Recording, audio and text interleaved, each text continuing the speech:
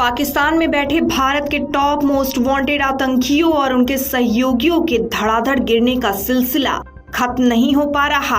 यहाँ पर भी बड़ी बात यह है कि अब कुछ दिनों से पाकिस्तान में सक्रिय ए ग्रेड आतंकी अज्ञात हमलावरों की गोली मारकर निशाना बना रहे हैं।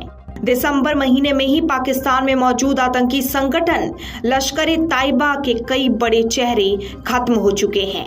इनमें ए ग्रेड दहशतगर्द हबीबुल्ला और भोला खान, जिसे एलईटी प्रमुख हाफिज सईद का करीबी रिश्तेदार बताया जाता है, धन जुटाने के लिए जिम्मेदार हाजी उमर गुल और एलईटी का टॉप ट्रेनर अब्दुल्ला शाहीन उर्फ जिहादी गुरु शामिल है।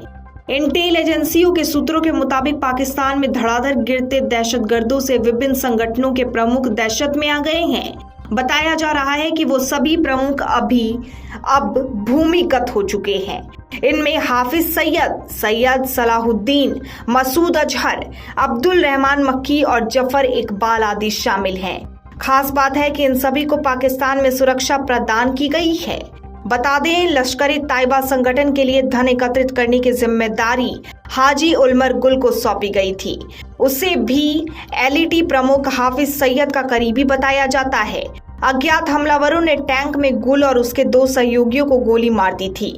गुल पाकिस्तान के पिछड़े इलाकों में लोगों को धमकी देकर धनराशि एकत्रित करता था।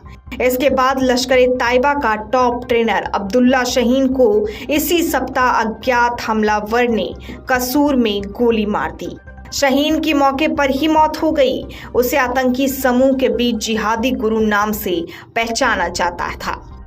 ये तो हमने हमलावरों और आतंकियों के बारे में जाना, लेकिन अब हम आगे बढ़ते हैं और जानते हैं कि आखिर क्यों इन आतंकियों का खात्मा हो रहा है। दरअसल केंद्रीय एजेंसियों के सूत्रों का कहना है कि पाकिस्तान में कई आतंकी संगठन वैश्विक हैं। उन्हें यूएनओ की वैश्विक आतंकियों की सूची में शामिल किया गया है। गत वर्ष अक्टूबर में फाइनेंशियल एक्शन टास्क फोर्स की ग्रे सूची से पाकिस्तान बाहर आ गया था।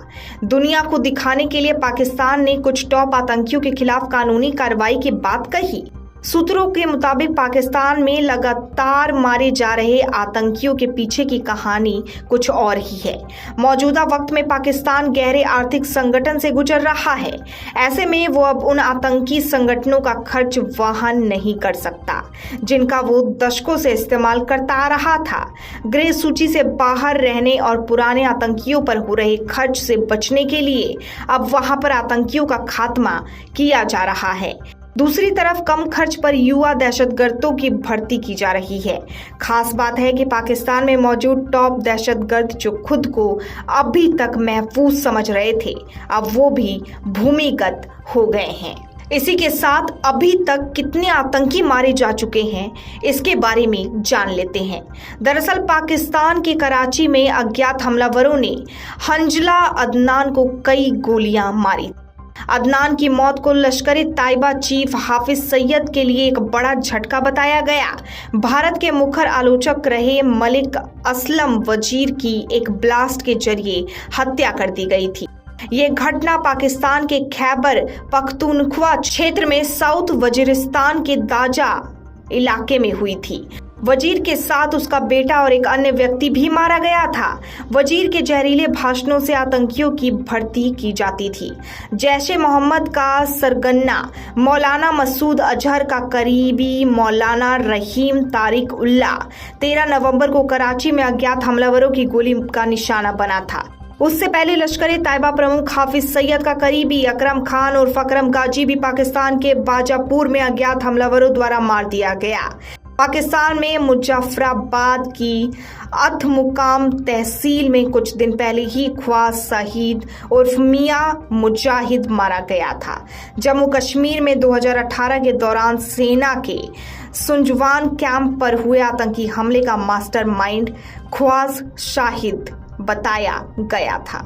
Video desk अमरउजाला.com।